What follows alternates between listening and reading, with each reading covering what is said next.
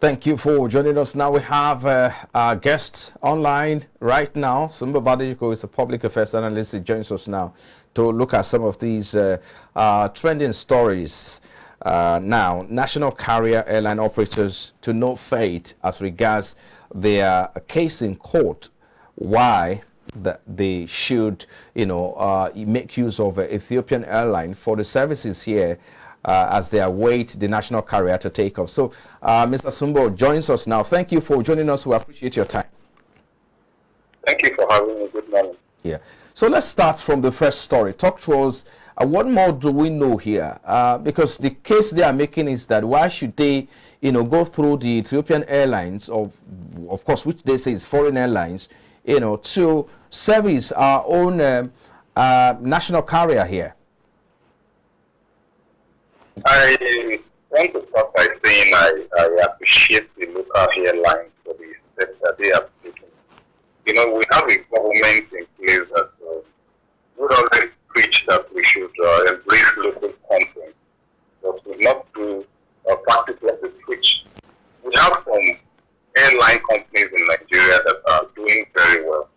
I wouldn't want to be mentioning names because of cheap advertorial, but we know that there are some of them that are even embarking on international flights as we speak. Some fly to Dubai, some fly to South Africa, and they are recognized in the airspace there.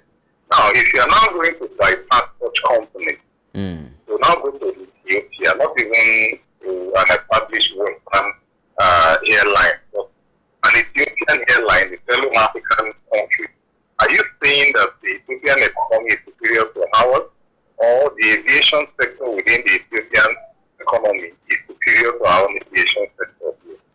The whole thing has importance, and it is rather unfortunate that having waited for so long to have a national carrier, that the aviation minister would make a mess of the whole thing by going to sign this agreement with the Ethiopian airline. So the litigation is really a welcome development, because he really needs to convince them as to why they have to bypass all of them. Are they not good enough? Is it that their own airplanes are not air-friendly, or they cannot enter the airspace of some other countries of the world? There should be reasons, and the way federal government handle some of these, their concession and contract, they do it in secrecy and keep a lot of people in the dark. It is when litigations like this come up that is when we begin to really want to know that things are going on. So personally, I welcome the idea. We need to stop this mess.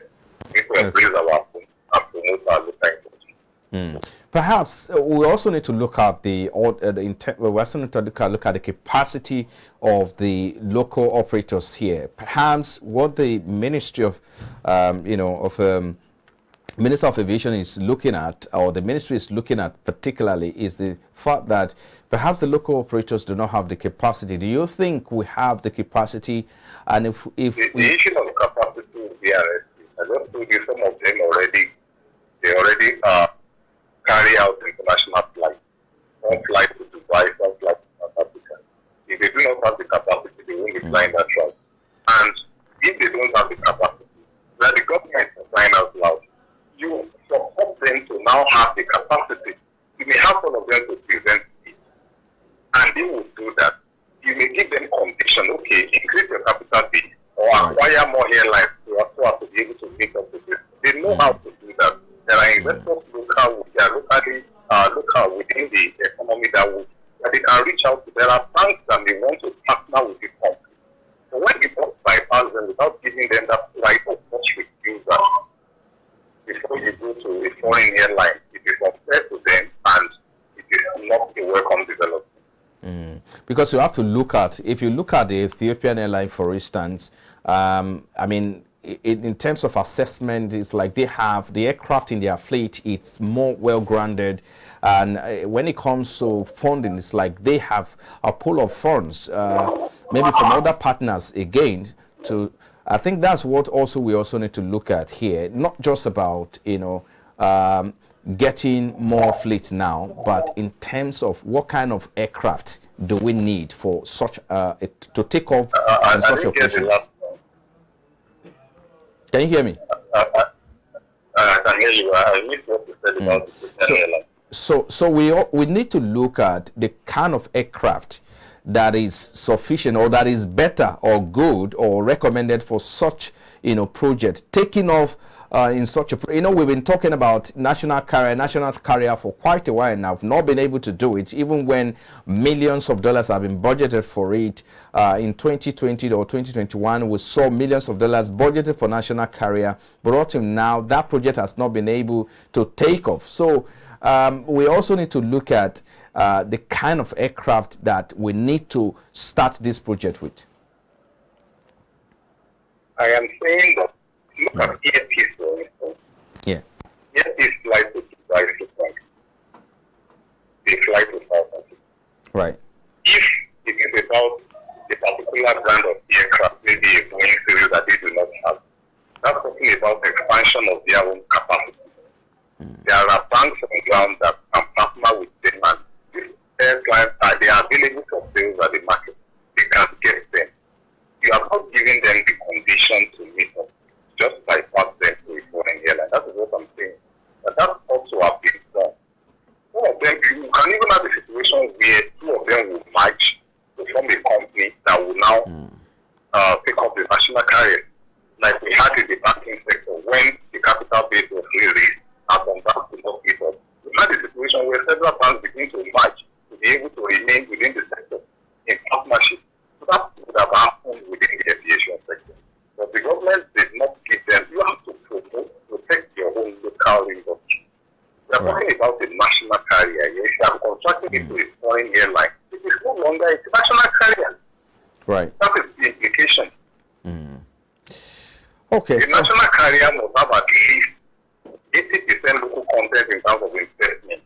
Even if you are going to have foreign investment, it should not take majority equity, because that will amount to capital flight. Because whatever the shares that they will get in profit at the end of the day, major part will be taken to Ethiopia, and we need as much investment and resources to be retained within our economy, not to be going out. Well, I think we should leave it there. Perhaps we'll get back to that conversation when the court finally determines, the fate of the operators in the sector. So let's move on to the next one, which talk about food sufficiency. Over the time, we've talked about how to address, food insufficiency, scarcity, food security in Nigeria.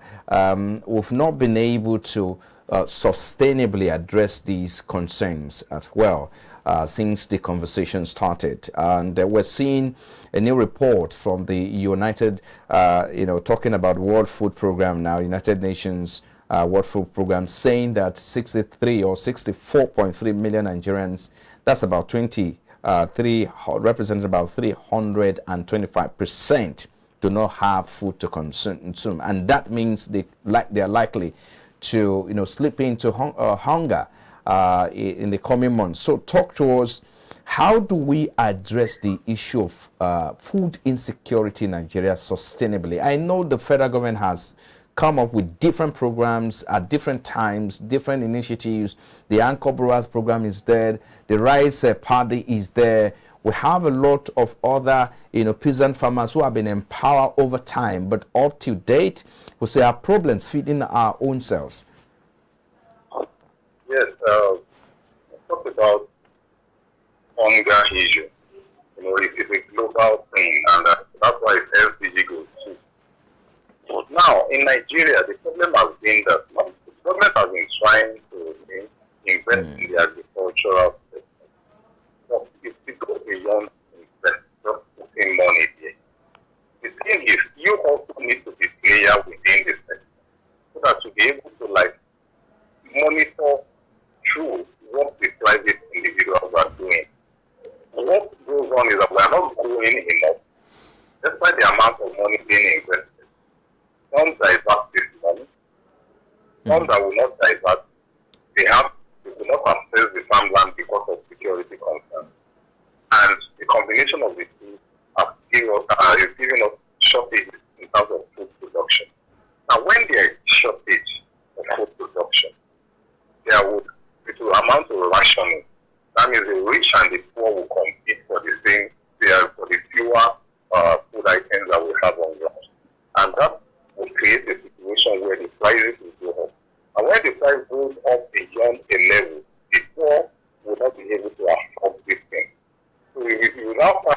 where there are food in the market that we do not afford, and they will not be able to consume. So that is more of what we have in Nigeria. Now, the way forward on that would be that the government will need to have, maybe at the state level, have farms of their own that they will cultivate in large quantity, flood the market with it, compete with the private farm produce, so that the price will crash. We need to also look at some other factors like creating access routes from the farm to the market. Logistics. The rail line are being fixed, but the pace is very slow. Some roads are bad. Petroleum products is on the high side, and there is no subsidy on agriculture or agricultural produce. All these are what the government can do to bring down the price. Once the price comes down, agricultural products are largely perishable. So there is no way that the sellers would want to keep them for long. They will also want to disperse them. But it's a case of selling to the highest bidder because they also want to release it. And whoever brings the highest amount of money is what they will release it to. And the government, too, in terms of their own pending pattern, they contract out everything. If there's somebody in charge of contract in the government house, who will go to the market because it's a contract, will not even look at the cost, just try up everything, leaving the remnants or the others to farm it over. So those are some of the problems that we have in Nigeria. Even though we have a land adequate enough for mass cultivation, we should be feeding Africa to find out one. We are not supposed to be having issues with hunger, but the reverse is the case because adequate measures are not complete. And so do you think? Okay, I actually wanted to ask if you think these challenges more of political, has to do with political will of the government, or maybe structural issues, because when we talk about structural issues, there are issue of insecurity and all of that. But again, do you think it has to do with political? It's a combination of both. Okay. It's a combination of both, and I think I mentioned that in my earlier report. Okay. We have a security concern in some of the known agricultural environments, the northwest and the northeast, and even the north central. Now, these are areas where our food supply comes, and there is security concern. The other one is the political will. The government in the south that are having less security concern are not investing much in agriculture. They rather pay each services. For instance, I reside in the north state, and rather the government of the state going full-fledged into production as in cultivation level. They are waiting at the tertiary level of value chain. You can't be doing value chain on nothing. There has to be the product before you begin to talk about processing along the value chain. So that is the problem with this state, despite the fact that the land in Oyo State is equivalent to the 5 states in the south. So you have instances like that. Meanwhile, you have a state like Lagos, who knew it does not have land, but went to get the state to partner with the state government there and produce rice. And they have the rice mill in Lagos, the largest in Nigeria for now. In the state to start milling the rice. That is the state government doing what is right, trying to solve this problem. You understand? And at the time, the lake rice, that was the Lekki Lagos rice, the Lagos Kedi rice, was being sold for 6,000 naira per bag. Very cheap, and it was competing locally, and the Russians were buying at cheap prices. That is that was fine. So before the COVID came and everything was set up, but they are trying to go back to that system now. If other states can take similar measures, you will discover that the pressure that is on the few items coming will reduce because we have surplus. And when there is surplus, it is a simple economic principle. Once there is sufficient, the price will definitely work. Okay. All right. So it's all right. Let's move away from there and let's look at this particular piece of news. How investors are to deploy about 1,000 mini grids nationwide, and that's to say that the federal government is in partnership with private sector investors and other stakeholders to deploy about 1,000 mini grids to electrify rural communities across the country. Now, perhaps this is sequel to the bill that was just signed by President, especially looking at power decentralization across the state, where each state can now go and produce their own power. So how much of a good news is this for the power sector? Well, this is still a federal government initiative, and it's a welcome development. At least there will be less concentration on the national bill. For the bill that has just been passed, it is going to decentralize the grid, meaning that we will not be relying on the sole grid. Lagos seems to be building a framework. I've not seen any other state that is starting anything similar. Lagos is planning to have a Lagos energy market in preparation for the commencement of that, the operation of that bill, which is a welcome development. Now, other states need to follow suit. They also need to maybe form their own partnership with other private sector that would create their own respective energy markets within their respective states. This is what will give us energy sufficiency, because we cannot be relying. We have more of transmission problem, and because of the transmission problem, distribution becomes ineffective. Now, this will take out the transmission problem, and it will decentralize it, and each state will be able to focus on their territory. And you can now begin to prioritize, okay, where is the industrial sector within this state? Concentrate more of the grid in that industrial sector so that they will be able to manufacture and produce at the optimal rate. Why the residential areas, you give them lesser grid, because they will be needing more the power to have light for security and for comfort. Why during the daytime the industrial sector will need, and those are power 24/7 will also be needed. So the deal will come into effect when other state government begin to feed into it. And for government that do not, there will not going to be any excuse, because you don't have to use your state resources. All you need to do is look for companies throughout the bid. There will be companies that will be interested in your own home, right, in immediate environment. Okay, yes. That's right. Yours is a very big state. Let me concentrate on that. And they come, I want to power it, and I want to be compliant. And the governor of the state will look at it. Okay, fine. They will compare documents, reach an agreement, and of course, give them the land to which set up their factory or their power plant, and they commence operation. That is the way to do it. So, Okay. The point that was read is still a federal government initiative. It's all right. Okay, perhaps that will also, especially with decentralization of the power sector now, where the state can also produce their own power, generate their own power. Some people believe that will open up the market for more investors to come in. But let's move on to the next one now. Perhaps this is more of good news, where the federal government launches production facility, that's passport production facility in Osun State.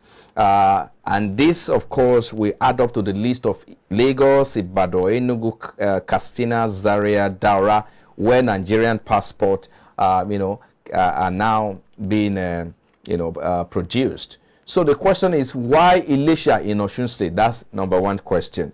But again, the second question is that would these give Nigerians the more opportunities to start traveling out? Because the jackpot trend, you remember, in 2021, 2022, when a lot of people traveled, but it looks like this one is going to make it easy for more people to get their passport and jackpot out of the country. Yeah, can you hear me? Okay. Yeah, please go ahead. Yeah, the first question has a very simple answer. The Minister for Interior is from Elisha. Okay.